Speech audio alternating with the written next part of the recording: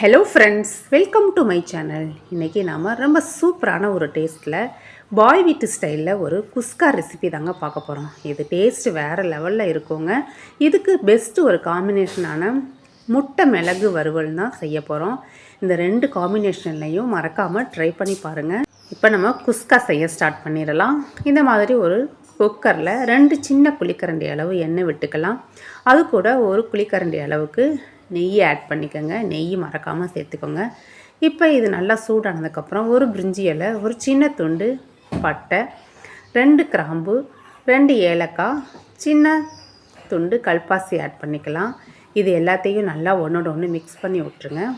இப்போ இந்த குஸ்காக்கு தேவையான வெங்காயம், 2 மீடியம் சைஸ் வெங்காயம் சேர்த்து இதோட கலர் சேஞ்ச் ஆகிற அளவுக்கு நல்லா இதையும் வதக்கி விட்டுருங்க. பாருங்கள், இந்த அளவுக்கு வதங்கினதுக்கப்புறம் இது கூட 1 ஸ்பூன் அளவுக்கு இஞ்சி பூண்டு சேர்த்து இஞ்சி பூண்டோட ராஸ்மல் போகிற அளவுக்கு நல்லா மிக்ஸ் பண்ணி விட்டுக்கலாம். இப்போ இது கூட 2 தக்காளி ஆட் பண்ணிக்கோங்க. குஸ்காவுக்கு தக்காளி அதிகமாக சேர்க்க வேணாம், சின்ன தக்காளியாக 2 சேர்த்துக்கோங்க. தக்காளி அதிகமாக சேர்க்கும்போது அது நமக்கு தக்காளி சாதம் டேஸ்ட்டில் வந்துடும். இப்போ பாருங்கள், இது கூட கொஞ்சமாக உப்பு சேர்த்து இந்த தக்காளியை நல்லா சாஃப்டாக வதக்கி எடுத்துக்கலாம். பாருங்கள், இந்த அளவுக்கு வதங்கினதுக்கப்புறம் இது கூட ஒரு 3 பச்சை மிளகாய் சேர்த்துக்கலாம். இப்போ 1/4 ஸ்பூன் மஞ்சள் தூள் சேர்த்துக்கோங்க. ஒரு அரை ஸ்பூன் அளவுக்கு மிளகாய்த்தூள், 1 ஸ்பூன் மல்லித்தூள் ஆட் பண்ணிக்கலாம். 1/4 ஸ்பூன் கரம் மசாலா சேர்த்து இந்த எண்ணெயிலேயே இந்த மசாலா எல்லாத்தையும் நல்லா மிக்ஸ் பண்ணி விட்ருங்க. பாருங்கள், இந்த அளவுக்கு நல்லா மிக்ஸ் பண்ணி விட்ருக்கலாம். இப்போ இது கூட ஒரு கைப்பிடி அளவுக்கு புதினா ஆட் பண்ணிக்கலாம். ரொம்ப அழுத்தி பிடிக்க வேணாம். இப்போ பாருங்கள், புதினாவில் பாதி மல்லி இலை சேர்த்துக்கலாம். இப்போ ஒரு 3 ஸ்பூன் தயிரை, புளிக்காத தயிரை நல்லா அடித்து கலக்கிட்டு அதையும் இது கூட ஆட் பண்ணிக்கிறேன். இந்த குஸ்காக்கு புதினா கொஞ்சம் அதிகமாக சேருங்க, மல்லி அதை விட கொஞ்சம் கம்மியாக சேர்த்துக்கலாம். இப்போ இதை மூடி வச்சு இதை நல்லா மசாலாவை வேக வச்சிடலாம். பாருங்கள், மசாலாவெலாம் நல்லா எண்ணெயெலாம் பிரிஞ்சு வந்துருச்சு. இந்த ஸ்டேஜில் இதுக்கு தேவையான தண்ணி ஆட் பண்ணிக்கலாம். 1 டம்ளர் ரைஸுக்கு 1.5 டம்ளருங்கிற ரேஷியோவில் தண்ணி ஆட் பண்ணணும். நான் 2 டம்ளர் ரைஸ் எடுத்திருக்கேன், அதுக்கு நான் 3 டம்ளர் தண்ணி ஆட் பண்ணிக்கிறேன். பாருங்கள், நான் 2 டம்ளர் ரைஸ் எடுத்து அதை ஒரு நல்லா வாஷ் பண்ணி ஒரு 1/2 அன் ஹவர் ஊற வச்சு வச்சுருக்கேன். இப்போ பாருங்கள், நமக்கு தண்ணி நல்லா தள்ளன்னு கொதிச்சதுக்கப்புறம் நம்ம ஊற வச்சுருக்க அரிசியை இதில் சேர்த்துக்கலாம். அதையும் சேர்த்து நல்லா ஜென்டலாக மிக்ஸ் பண்ணி விட்ருங்க. இதை நல்லா மூடி வச்சு மீடியம் ஃப்ளேமில் 2 விசில் விட்டு எடுத்துக்கலாம். பாருங்கள், குக்கர் சேர்த்து பாருங்கள், ப்ரெஷர்லாம் நல்லா ரிலீஸ் ஆகி வந்துருச்சு. பாருங்கள், நம்மளோட குஸ்கா ரொம்ப அருமையாக ஒரு அரிசி கூட உடையாமல் சூப்பராக ரெடி ஆயிடுச்சுங்க.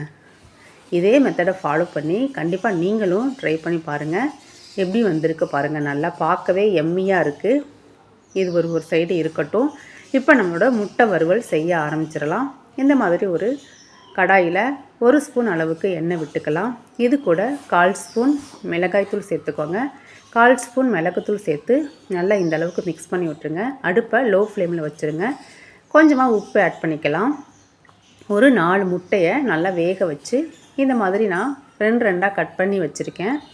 அதையும் இது கூட இந்த மாதிரி சேர்த்து ஒரு நிமிஷத்துக்கு மட்டும் இதை உள்ளே சேர்த்து நல்லா மிக்ஸ் பண்ணி விட்டுறலாம். இதை இப்போ திருப்பி விட்டுருங்க.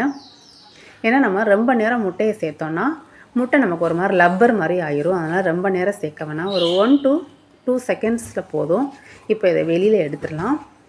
பாருங்கள், இதே எண்ணெயில் ஒரு சின்ன வெங்காயமாக பொடியாக கட் பண்ணி சேர்த்துக்கிறேன். அதையும் நல்லா மிக்ஸ் பண்ணி விட்டுருங்க. இது ஒரு கண்ணாடி பரம் வர அளவுக்கு நல்லா வதக்கி எடுத்துக்கலாம். இது கூட ஒரு கொத்து கருவேப்பிலை, 2 சின்ன தக்காளி, 1 ஸ்பூன் இஞ்சி பூண்டு சேர்த்து இதை நல்லா சாஃப்டாக வதக்கி எடுத்துக்கலாங்க. நல்லா சாஃப்டாக வதங்கி வரட்டும். இப்போ இது கூட மசாலா ஆட் பண்ணிக்கலாம். இப்போ இந்த ஸ்டேஜில் ஒரு 1/4 ஸ்பூன் அளவுக்கு மிளகாய்த்தூள், ஒரு 3/4 ஸ்பூன் மல்லித்தூள், ஒரு 1/4 ஸ்பூன் மிளகுத்தூள் ஆட் பண்ணிக்கோங்க. இதையும் சேர்த்து நல்லா மிக்ஸ் பண்ணி விட்ருங்க. தேவைப்பட்டால் கொஞ்சமாக தண்ணி சேர்த்து கூட நல்லா இந்த அளவுக்கு வதக்கி விட்டுறலாம். ஆல்ரெடி நம்ம மிளகாய்த்தூள் மிளகுத்தூள்லாம் ஆட் பண்ணிக்கிறோம், அதனால் அதை பார்த்து நீங்கள் அட்ஜஸ்ட் பண்ணி ஆட் பண்ணிக்கோங்க. இப்போ நம்ம ஆல்ரெடி வறுத்து வச்சுருக்க முட்டையை சேர்த்து ஜஸ்ட்டு மிக்ஸ் பண்ணி இறக்கணுன்னா முட்டை மிளகு வறுவல் ரெடிங்க. சூப்பராக ரெடி ஆயிடுச்சுங்க. இப்போ நம்மளோட பிரியாணியும் ரெடி, முட்டை மிளகு வறுவலும் ரெடி ஆயிடுச்சு. பாருங்கள், பிரியாணி ஒன்றோட ஒன்று ஒட்டாமல், ஒரு அரிசி கூட உடையாமல் சூப்பரான டேஸ்ட்டில் வந்திருக்குங்க. இந்த காம்பினேஷனில் கண்டிப்பாக நீங்களும் ட்ரை பண்ணி பாருங்கள். இந்த வீடியோ பிடிச்சிருந்துச்சுன்னா மறக்காமல் லைக் பண்ணுங்கள், உங்கள் ஃப்ரெண்ட்ஸ் அண்ட் ஃபேமிலிக்கு ஷேர் பண்ணுங்கள்.